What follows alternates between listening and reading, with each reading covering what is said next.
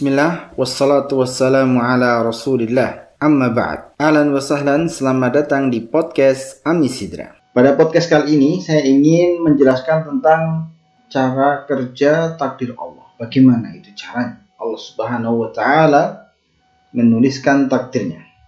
Oke, kita mulai. Kita akan membahas tentang cara kerja takdir Allah, di mana itu terjadi 50.000 tahun sebelum penciptaan langit dan bumi.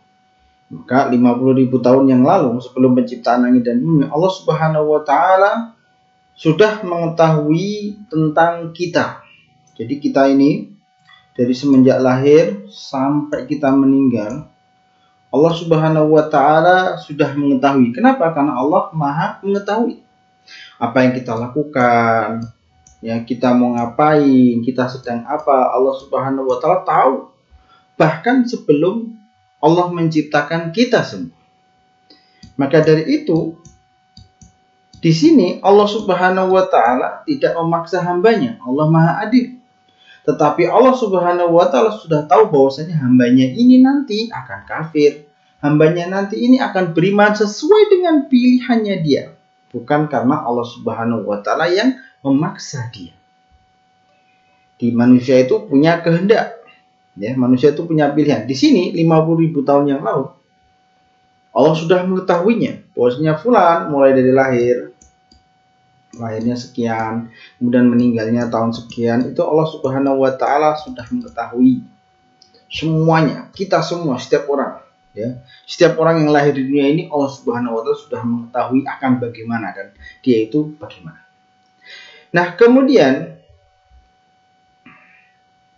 setelah Allah mengetahui semuanya, apa yang akan dia ciptakan dan apa yang terjadi kepada manusia, maka ilmunya ini ditulis di dalam sebuah kitab. Nama kitabnya adalah Lauhul Mahfud. Ya, pakai bahasa Arab ya, Lauhul Mahfud. Oke. Mahfud itu tulisannya beda, Mahfud pakai ini Mahfud. Mahfud. Nah, seperti ini. Oke. Nah, ini adalah sebuah kitab. Maka Allah subhanahu wa ta'ala 50.000 tahun yang lalu Allah menciptakan makhluk yang pertama yang disebut dengan Al-Qalam. Anggap aja ini pulpen, ya, Al-Qalam, yaitu pulpen. Allah menciptakan pulpen, pena, yang bukan pulpen ya, pena. Nah, kemudian Allah berkata kepada pena ini, "Uktub, tulislah wahai pena."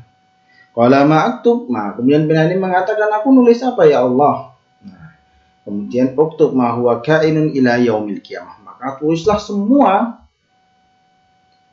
tulislah semua yang terjadi sampai hari kiamat. Maka pena ini pun menulis, tidak menulis dengan sendirinya ternyata, menulis sesuai dengan kehendak Allah, yaitu ilmu-ilmu Allah tentang para makhluknya, termasuk manusia dan lain-lain. Allah tuliskan semua ada di dalam sebuah kitab induk yang bernama Lauhul Mahfud.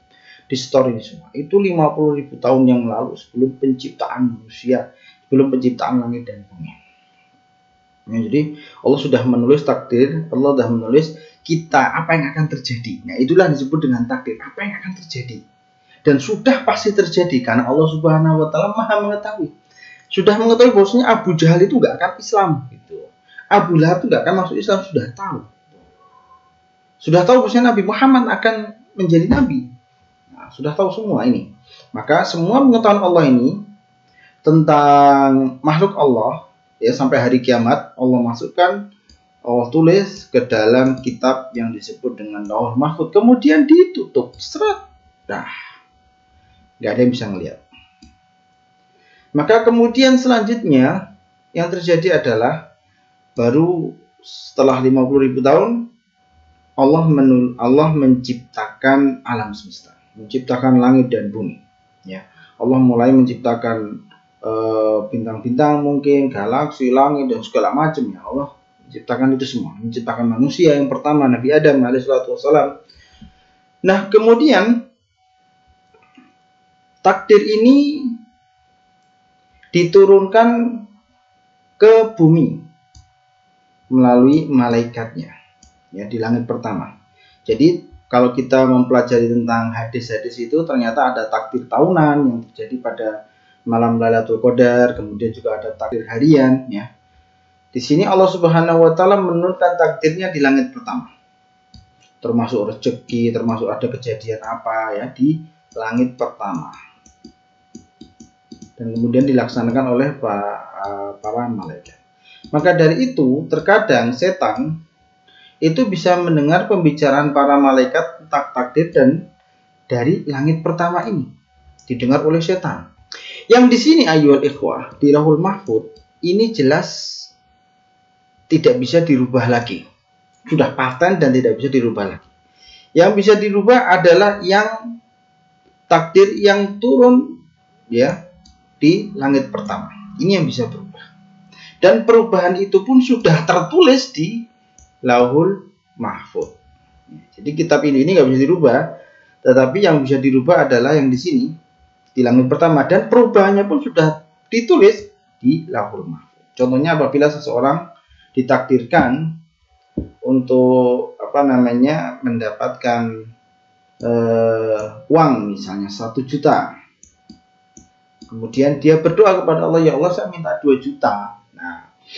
Nah, akhirnya ketika dia minta kepada Allah, ketika Allah mengizinkan, maka ini akan dirubah jadi 2 juta. Karena ini takdir yang bisa dirubah. Tapi perubahan ini sudah tertulis di sini. Kembali lagi, ya, sudah tertulis di sini. Jadi tidak ada yang berubah di kitab induk ini, tidak ada yang berubah. Yang berubah adalah di sini. Maka dari itu, manusia itu bebas memilih jalannya, mau jalan yang baik, mau jalan yang buruk.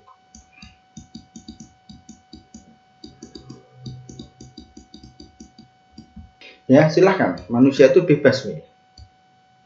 Kita itu tidak terpaksa untuk memilih jalan yang baik atau yang buruk. Kita bisa melakukan hal yang baik, dan kita juga bisa melakukan hal yang buruk, ya, sama.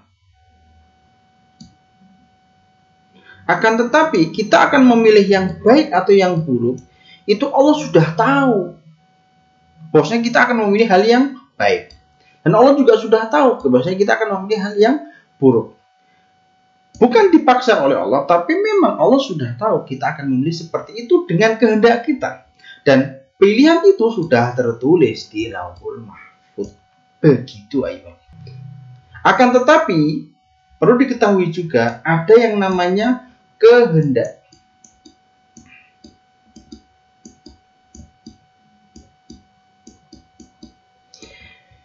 Kehendak, manusia itu mempunyai kehendak. Ya. Kita bebas berkehendak untuk berbuat baik atau berbuat buruk. Akan tetapi kehendak manusia itu di bawahnya kehendak Allah. Nah, ini perlu yang diketahui. Kehendak manusia itu berada di bawahnya kehendak Allah. Artinya, manusia itu tidak bisa melebihi kehendaknya Allah Subhanahu wa taala. Contohnya, misalnya manusia berkehendak untuk mendapatkan duit, dia berkehendak untuk mendapatkan duit 5 juta. Contoh. Tetapi Allah Subhanahu wa taala berkehendak dia tidak mendapatkan duit 5 juta, dia cuma mendapatkan duit 4 juta misalnya. Maka apapun yang dia lakukan tidak akan bisa melampaui kehendak Allah. Ketika Allah sudah menentukan segini 4 juta, gak bisa melampaui sampai sini. Dan Allah itu maha adil dalam menentukan kehendaknya. Dan itulah yang disebut juga dengan takdir. Ketika Allah sudah mentakdirkan manusia akan mati tanggal sekian, tanggal sekian. Ketika Allah sudah menentukan dia itu mendapatkan rezeki sekian, maka juga dapat rezeki sekian. Tidak ada yang bisa melampaui takdir Allah Subhanahu wa taala. Maka dari ilustrasi yang sederhana ini dapat kita simpulkan bahwasanya kita itu tidak dipaksa oleh takdir. Kita bebas memilih mana yang baik dan mana yang buruk. Akan tetapi kehendak kita, ya, kehendak kita itu tidak bisa melampaui kehendak Allah. Dan Allah itu maha adil, sangat adil. Barang siapa yang dia itu berkeinginan, berkehendak untuk baik, maka Allah akan mudahkan jalannya. Maka apabila dia berkehendak untuk buruk, maka demikian pula, ya, dia akan berbuat buruk sesuai dengan kehendaknya. Nah, ini adalah ilustrasi sederhana bagaimana cara kerja takdir Allah. Ini yang dapat saya sampaikan. Saya Sidratul Muntaha. Wassalamualaikum.